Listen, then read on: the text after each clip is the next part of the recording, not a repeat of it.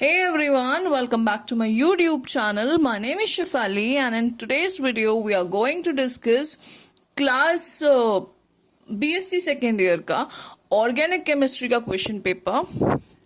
This is of 2014 और अगर आप कुमाऊं यूनिवर्सिटी के हैं तो आपके लिए बहुत इंपॉर्टेंट पेपर है ये. Please don't miss on this video अगर आप बीएससी सेकेंड ईयर के स्टूडेंट हैं तो, क्योंकि प्रीवियस ईयर पेपर्स बहुत काम की चीज हैं. यहाँ से बहुत सारे क्वेश्चंस रिपीट होते हैं, so don't miss the video. Okay, and before I start with the discussion, a quick request, you people, please do like, share and subscribe to my channel if you haven't done it yet, and also watch the video till the end.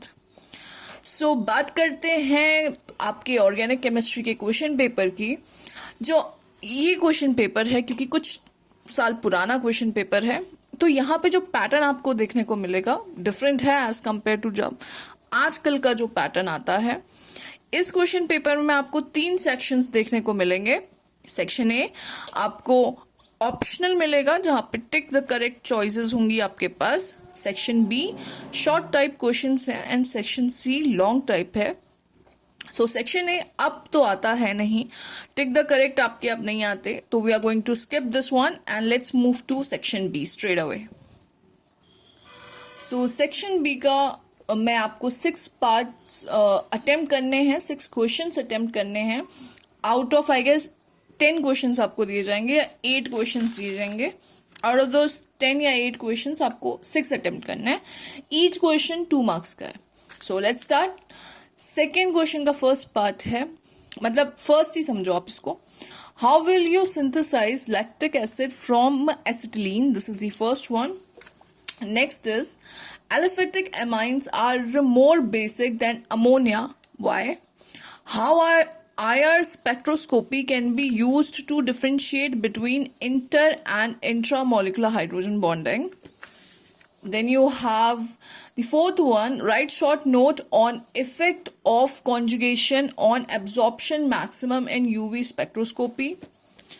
Then you have fifth one, what happens when vicinal glycol are treated with following reagents. Reagents you have over here is aqueous HiO4. Then second one you have is PbO4OAC whole 4. How will you synthesize following compounds from the aniline? First one is benzyl amine. Second one is 1,3,5 tribromobenzene. Next you have over here is what happens when A is phenoxide ion reacts with carbon dioxide under pressure. B is salicylic acid treated with the bromine water.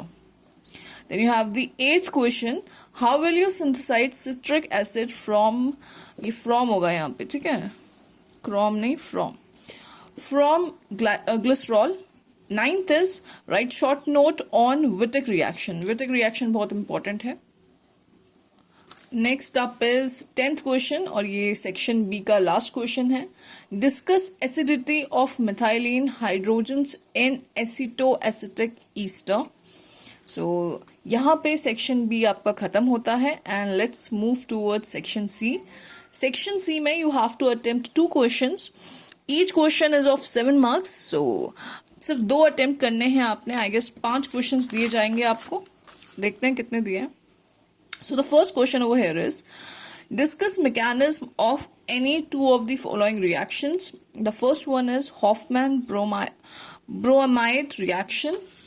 The second is Hell Volhard Zelinsky reaction and the third one is aldol condensation.